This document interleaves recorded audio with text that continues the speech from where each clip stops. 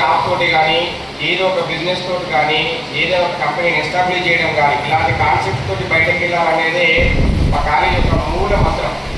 So దాన్ని base చేసుకొని మేము కాలేజ్ స్టార్ట్ చేయడం జరిగింది. సో మీ అందరికీ కూడా చెప్పి నేను ఏమంటే ఫ్యాకల్టీ వాళ్ళు చెప్పేది ఏదైతే ఉందో దాన్ని మీరు అందరూ పర్ఫెక్ట్గా రిసీవ్ చేసుకుంటే మీరు ఏదైతే అనుకుంటారో అది సాధిస్తారు, మేమేమైతే అనుకుంటామో అది సాధించడానికి అవకాశం ఉంటుంది.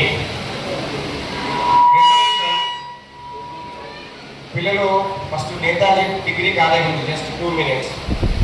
ఈ నేతాజీ డిగ్రీ కాలేజ్ అని ఉండడానికి ముఖ్యమైనటువంటి కారణం Prithvidhar Rao sir. Sir thank you very much. Sir లేకుంటే నేతాజీ డిగ్రీ కాలేజీ లేదు. ఒకటి.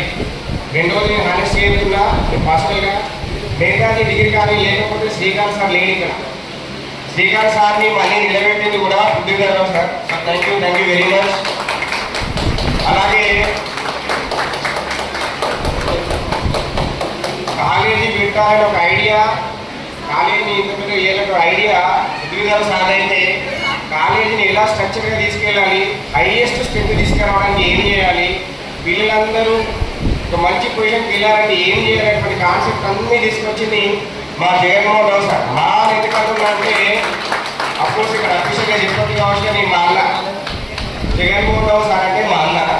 ఎందుకంటే మేము చాలా ఇంట్లో నుండి చాలా ప్రదేశాల్లో పనిచేసాము, మేనేజ్మెంట్గా కూడా ఉన్నాము. సో సార్ మనసులో ఏముందో నాకు తెలుసు, నా మనసులో ఏముందో సార్ ఈ సల్లకని చెప్పేసి మేమిద్దరం ఇప్పటి వరకు కూడా ఎక్కడా కూడా ఏం వర్క్ చేసినా కానీ 100% వర్క్ చేసినాం. సేమ్ రిజల్ట్ కూడా 1000% వచ్చింది. ఐ హోప్ ఈ సంవత్సరం కూడా మేము ఏమనుకుంటున్నామంటే ఈ సంవత్సరం ఈ సెమిస్టర్లో రాజన్న సిరిసిల్ల జిల్లా కాకుండా శాతవాహన యూనివర్సిటీ పరిధిలోనే హైయెస్ట్ మార్క్స్ తీసుకొస్తాం సార్. సో మా పిల్లల మీద అపారమైన నమ్మకం ఉంది.